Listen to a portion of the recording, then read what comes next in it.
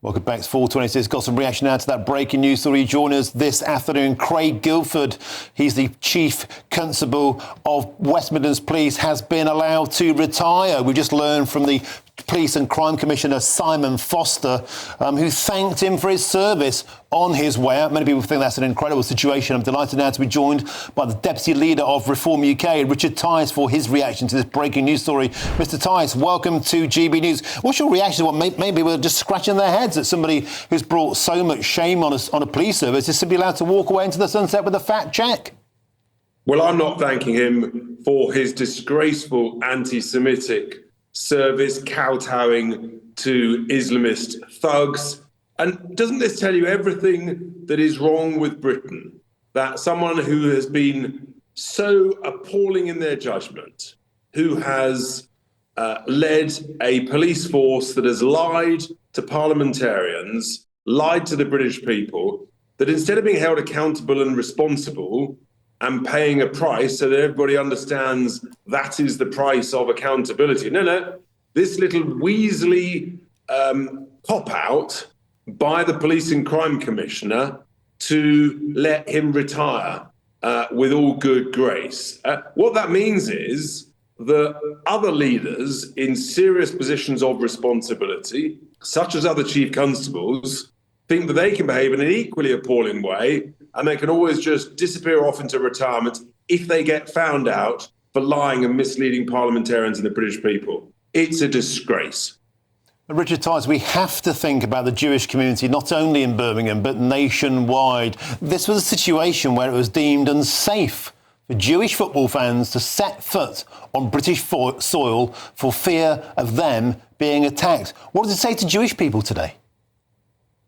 It basically says to the Jewish community, who I know was so upset and so, frankly, terrified by the implications of this appalling decision, that the leaders of our police forces would rather kowtow to Islamist thugs than to protect the Jewish community. And worst of all, this police chief, he basically blamed Jewish fans, as I said in Parliament just a few days ago, and now he's allowed to disappear into the sunset with a nice retirement package. It's everything that's wrong with broken Britain in our public services, people who lead the public sector.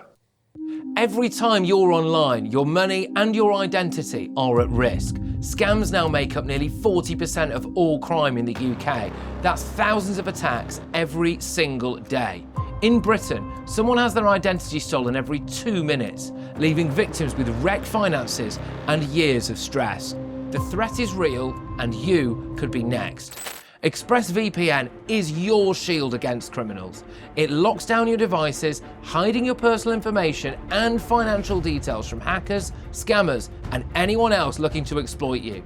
So whether you're checking your bank, shopping, or just browsing, ExpressVPN makes you invisible to prying eyes trying to steal your money and your identity. ExpressVPN shields your data with military-grade AES 256 encryption. That's the same standard trusted by the US government to guard classified information.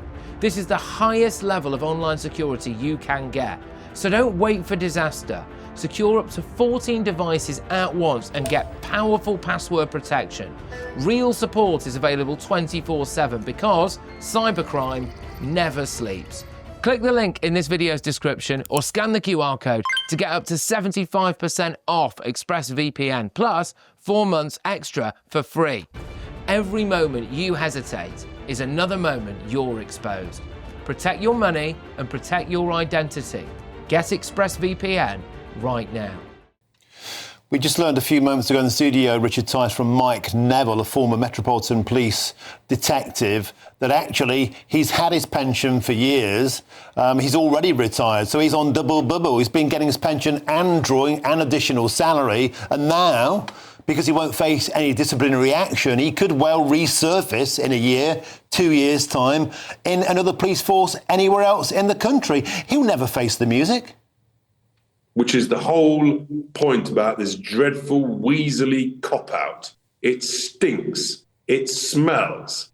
And you know what? Fish rot from the head. This is a rotten deal with a rotten chief constable and a rotten police and crime commissioner that has done some cosy, dirty, smelly deal with this man. OK, Richard Tice, thanks for your reaction to that. I'd also like to get some reaction from you, if I could. It's the first time we've had the chance to speak to you since that dramatic defection yesterday, of course, of Robert Jenrick from the Conservatives to Reform UK. And GB News has done some exclusive polling today with our partners at Merlin Strategy, and it shows a pretty clear picture that the British public think that this was a good move for Reform. It was a bad move for the Conservatives. People think that Nigel Farage has come out of this stronger than Kemi Badenoch. People think that it makes people more likely to vote for the Reform Party since that. And the defections from the Conservatives to Reform UK seem to be helping you. It says there 19% of the people are more likely to vote for you now. You must be delighted at these polling findings.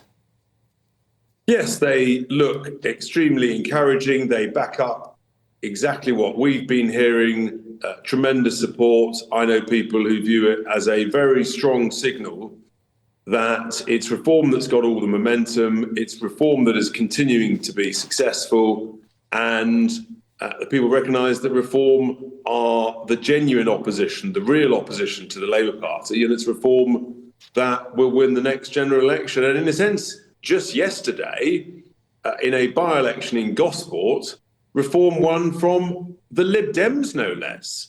And I think that tells you the mood of the nation. And Labour's vote just literally disappeared down the plug hole.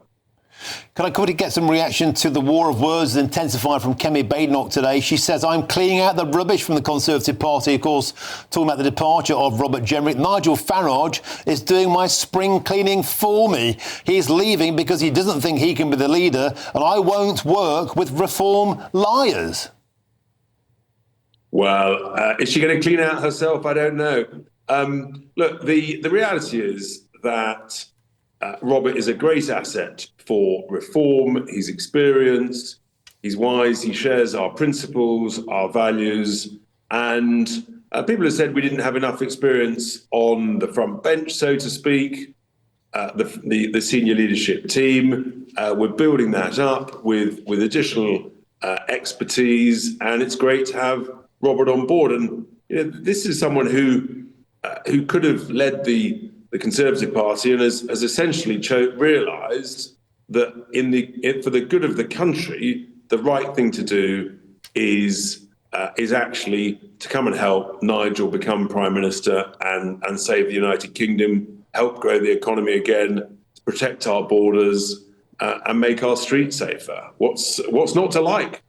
Richard Tice, could I quickly ask you one final story we're covering today? Of course, we found out today it appears 29 local councils will not be able to have their elections in May. And are you surprised at all that 22 of those 29 areas are Labour-controlled areas? Do you find it coincidental that the Labour Party seem uniquely unable to carry out elections?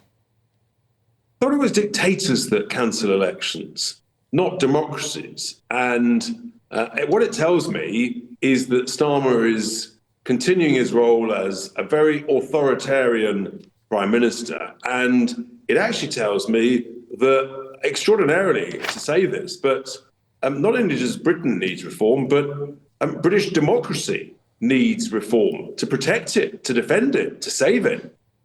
Now, Richard Tice, Steve Reid, of course, he's the local government secretary. He says that opposition parties in Westminster, that includes yourself, you're coming out against these elections being cancelled just to score cheap points with voters. It's nothing at all about cancelling elections because of denying democracy. It's allowing the government time to reorganise. Do you buy that? I don't buy a word of it. This is just gutless cowardice by a government that knows it's going to face an absolute beating and a smashing, electoral smashing on May the 7th. And it's bottled it. It's done a runner. It's legged it. It's disappearing over the hillside with the ballot boxes so that the good voters up and down the United Kingdom are not allowed to vote. It really is shameful. OK, Richard Tice, thanks for joining us today on the show. I appreciate your time. I sincerely do. Thank you very much for joining us. Now, coming up between now and 5 o'clock, a ton of stuff still to come.